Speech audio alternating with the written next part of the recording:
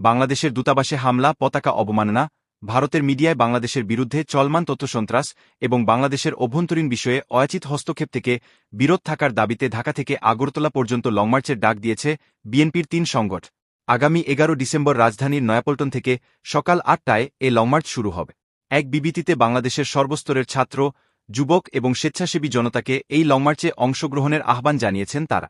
বিবৃতিতে বলা হয়, গত ২ ডিসেম্বর সোমবার ভারতের উত্তর পূর্বাঞ্চলীয় রাজ্য ত্রিপুরার রাজধানী আগরতলায় অবস্থিত বাংলাদেশের সহকারী হাইকমিশনে ভারতের হিন্দু সংঘর্ষ সমিতির একদল উচ্ছৃঙ্খল সদস্য কর্তৃক সহিংস হামলা হয়েছে। এ সময় একদল উচ্ছৃঙ্খল সন্ত্রাসী বাংলাদেশের জাতীয় পতাকার অবমাননা করেছে, মিশনের সম্পদ বিনষ্ট করেছে। সহিংস ঘটনার সময় আইনশৃঙ্খলা রক্ষাকারী বাহিনী নীরব ভূমিকায় ছিল, যা ওই ঘটনার পেছনে কর্তৃপক্ষের মৌন সম্মতিকে ইঙ্গিত করে। ভারত সরকার চরমভাবে ব্যর্থ হয়েছে ভিয়েনা কনভেনশনের বাধ্যবাধকতা অনুযায়ী কূটনীতিকদের সুরক্ষা দিতে। এছাড়া বিগত ২-৮ নভেম্বর